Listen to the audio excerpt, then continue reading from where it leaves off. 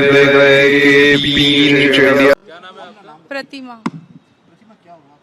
Sir मैंने ना मुंबई का घर बेच के यहाँ पर एक प्लॉट लिया था वेस्ट कॉलोनी में। वेस्ट कॉलोनी में एक प्लॉट लिया हुआ था, तो अब उसका पेमेंट करना था। पति ने मेरे उनके ना जिम खोलने के लिए मेरे से 10-15 लाख रुपए ले लिए, ये बोल के कि बाकी पेमेंट मैं कर दूंगा लोन करके, और बाकी 10 लाख रुपए मैंने उनको चेक से दे दिया जो सामने वाले हरीश असरानी थे। और जब आज पैसे देने की बारी आई तो उन्होंने मेरे को धमका के ये बोला कि पहले तो तू तलाक देगी तो ही हम तेरा पूरा पेमेंट वापस करेंगे। और बच्ची है सर 2.5 साल की, मैं भी तलाक दे के जाऊंगी कहाँ पर। आरिफ अली जिम चलाते हाउसिंग बोर्ड में, तो कोई मदद नहीं कर रहा था, इसलिए मुझे किसी ने बोला कि सर मदद करेंगे, वहाँ चले जाओ आप। शुरू से पूरी चीज बताइए, आप कहाँ रहते थे, कैसे? सर मैं मुंबई में रहती थी पहले, और अभी मैं व्यास कॉलोनी में घर ले चुकी हूँ एक 30 लाख रुपए में। व्यास कॉलोनी है शिव जी के मंदिर के पास। हाँ रावंच। सर उनके जिम में ही हुई थी मुलाकात, सुभाष नगर में।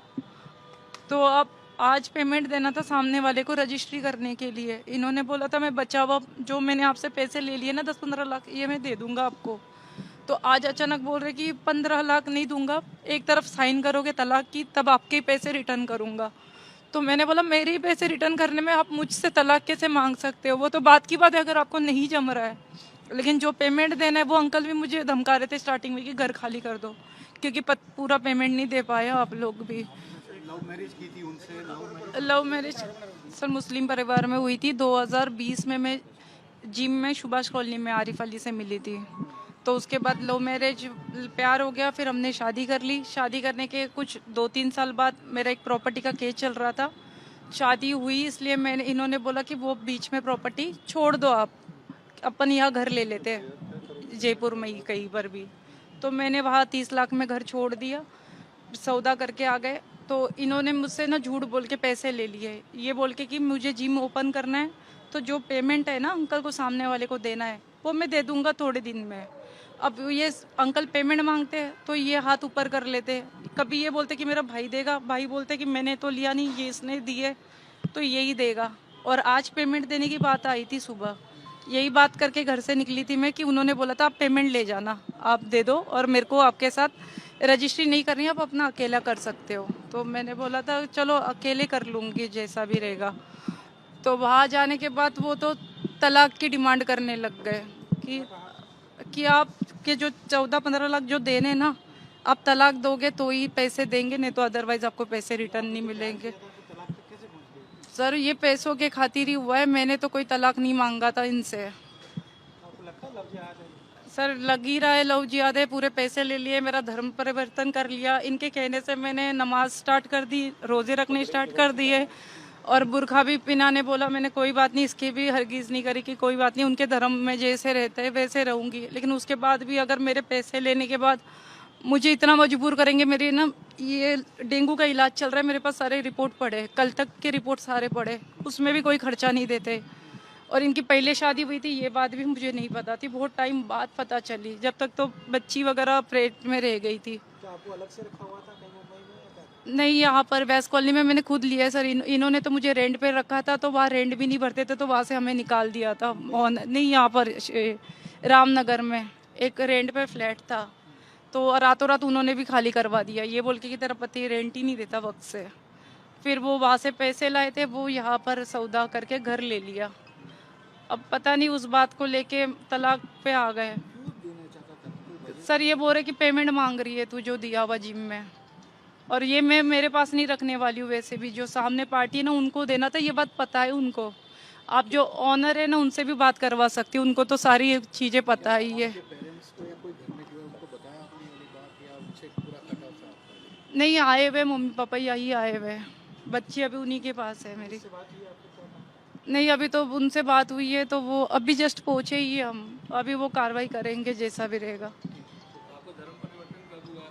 2003 साल 2021 में हुआ था। प्रतिमा, और अभी भी वही नाम है, चेंज ही नहीं कराया था। क्यों नहीं कराया? वो बोले थे कि प्रॉपर्टी का डिस्प्यूट चल रहा है तो अभी नहीं करा सकते। धर्म चेंज करा दिया, नाम चेंज? नाम चेंज कराना रह गया। सर लव जिहादी हो गया। हाँ सर मैंने ना वो गूगल से नंबर निकाला था और कोई जानकार है मेरे, तो मैंने उनको बताया था कि ऐसे ऐसे नंबर है। पुलिस वाले स्टार्टिंग में जब गई थी शास्त्री नगर तो उन्होंने मना कर दिया था कि ये हम नहीं कर सकते करके, तो आप तो जाओ, कोर्ट का मामला है, कोर्ट में जाओ। तो किसी जानकार ने बोला था कि कोई विधायक है तो उनके पास जाओ, हो सकता है आपकी सुनवाई हो जाए। हाँ सर, जानते थे मुस्लिम है, लेकिन ये नहीं बोला था कि आपको भी मुस्लिम बनना है, ऐसी कोई बात ही नहीं हुई थी। हाँ, बाद में फिर मुस्लिम बन गए। फिर मंदिर आज भी है, उन्होंने हटाने बोला था, हमने कभी मंदिर भी नहीं हटाया। सर मैं तो मेरा हक चाहती हूँ, जो उनके वजह से मेरा घर मेरे नाम पे नहीं हो रहा है और वो तलाक की डिमांड कर रहे हैं। वो तो बात की बात है, जब तलाक आपको नहीं रहना है वो बात है, मैं दे भी दूंगी, लेकिन ऐसे परेशान करके टॉर्चर करके तो कौन करेगा। अब मेरे पैसे मांगने से मुझसे तलाक मांगेंगे तो फिर मैं कहाँ जाऊंगी। और 2.5 साल की बच्ची है, उनको पता है, वो भी बीमार चल रही है, उसकी ब्लीडिंग आती है नाक से। 15 लाख रुपए सर, 10 लाख तो मैं मेन ओनर को दे चुकी हूँ। विषय यह है कि प्रतिमा नाम की बच्ची है, मराठा है, महाराष्ट्रियन है, मुंबई से है ये।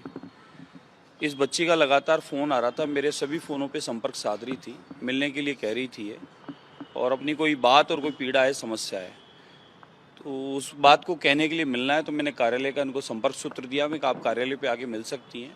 और ऐसा नहीं कि ये अकेली एक बच्ची, ऐसी कई बच्चियाँ कई बार पहले भी आ चुकी है और मुस्लिम बच्चियाँ भी आ चुकी है इस प्रकार की कई बार समस्याएँ लेकर। ये बच्ची जब आई, रोने लगी और अपनी बात कही, तो सुनकर बड़ा मन में विचार आया कि हम बहुत समय से बात कह रहे हैं कि इस प्रकार के कई जिहाद चल रहे हैं, उन जिहादों में भोले भाले लोग फंस जाते हैं और फंसने के बाद में जब वो लुट जाते हैं तो उन्हें एहसास होता है, या फिर वो बोरी में कटे हुए मिलते हैं, या फ्रिज में कटे हुए पाए जाते हैं, या वो किसी रोड किनारे मरे हुए मिलते हैं। ये इस प्रकार के कई जिहाद चल रहे हैं, उस जिहादों में एक प्रकार का जिहाद है। इसकी बात जो समझी और जिसने कहा है, लिखित में दिया है, इसने कहा मुझे मदद चाहिए, मैं काफ़ी समय से मदद मांग रही हूँ, मेरी मदद हो नहीं पा रही। विषय क्या है बहन? मतलब विषय यह है कि मैं भी, डेंगू है, बुखार है, मेरे 2.5 साल की बच्ची है, उसको भी बीमारी है। मेरे को एक व्यक्ति जो मुस्लिम समाज से है, नाम था उसका आरिफ अली, क्योंकि ये फिल्म इंडस्ट्री से जुड़ी है और वह भी कोई जिम और इवेंट से जुड़ा हुआ है। तो इस बच्ची की उससे मुलाकात हुई जिम के माध्यम से, जिम के ट्रेनर के रूप में इससे मुलाकात हुई और उसने जिम के माध्यम से इससे दोस्ती की, और दोस्ती करने के बाद में अगर निकाह नहीं करेगी, उसके साथ नहीं रहेगी, तो उसने इसको कहा मैं सुसाइड कर लूँगा। और 3 बार अटेंड भी और 3 बार उसने ऐसी नौटंकी की कि जैसे नहीं मिली तो मैं पता नहीं क्या कर लूँगा। जो फिल्मों में ऐसा बताते हैं, 2.5 घंटे की फिल्म में जो झूठ बताते हैं, वह झूठ को इसके सामने प्रेजेंट किया। बच्ची ने उस बात पर उससे एक्सेप्ट किया, और इस बच्ची के, एक बच्ची जब पेट में आई तब पता चला कि ऑलरेडी वो विवाहित है, शादीशुदा है, जो इसको छुपाकर झूठ बोलकर किया। उसके बाद मुंबई में इसकी प्रॉपर्टी थी 1 करोड़ की, इसको आनंद फानन में प्रॉपर्टी 1 करोड़ की 30 लाख में बिकवाई। वह प्रॉपर्टी बिकवा के जयपुर लाया, जयपुर में किराए के मकान में रखा, किराया दिया नहीं, तो अंत में बच्ची परेशान होकर और उसको छोड़कर दूसरी जगह रहने लगी।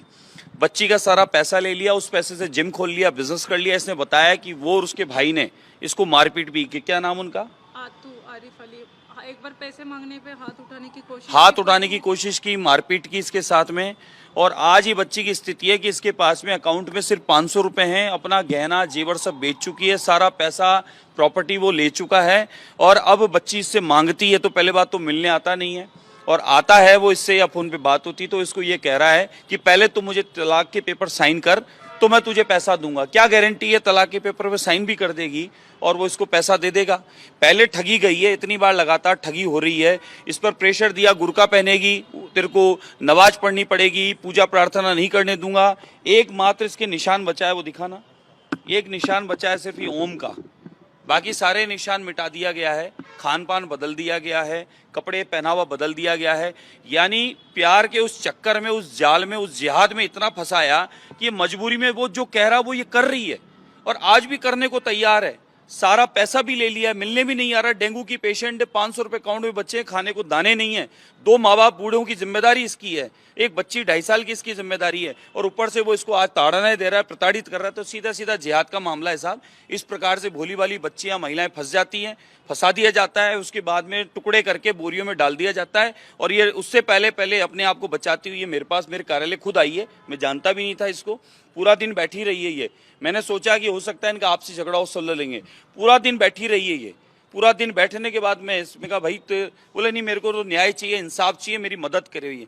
तब मैं यहाँ आज पुलिस कमिश्नर लेके आया हूँ इसको, और ये खुद ही अपनी शिकायत दर्ज करा रही है, कोई वकील नहीं है साथ में, खुद ही अपनी शिकायत जो उसने कहा है वह दर्ज करा रही है। और जो अत्याचार हुआ है, जो इसके साथ में जिहाद हुआ है, जिस प्रकार से ताड़ना इसको दी गई है, सारी संपत्ति, पैसा, प्रॉपर्टी सब ले ली, इसका धर्म बदलवा दिया, इसके आंसू नहीं सूख पा रहे। स्थिति देखें आप बच्चे की, पता नहीं कितनी अनगिनत कैसी बच्चियों के साथ इस प्रकार की हो रहा है। ये बोली कि मैं हजारों बच्चियों को बचाना चाहती हूँ, जो हजारों बच्चियां फंस रही है, जिनके साथ भी अत्याचार हो रहा है, और लव जिहाद के माध्यम से या जिम के ट्रेनर के माध्यम से या अन्य कोई और माध्यम से बच्चों का जो जीवन खराब किया जा रहा है, वो उनके लिए मैं कहा तेरे को सामने आना पड़ेगा, बोलना पड़ेगा, कैमरे पे आना पड़ेगा, बोले मैं तैयार हूँ। इससे पहले मेरे लाइव बोला, उसके बाद ये कमिश्नरेट आई और आपके सामने बता रही है, ये सच्चाई है। तो मेरी तो प्रार्थना है, सबसे निवेदन है कि इस प्रकार के इन जिहादों से बचें और अपने आप को बचाने का प्रयास करें, नहीं तो ऐसे इस प्रकार से ठगाए जाएंगे। हो सकता है ये कोई काट के बोरों में मिलती, उससे पहले ये भाग के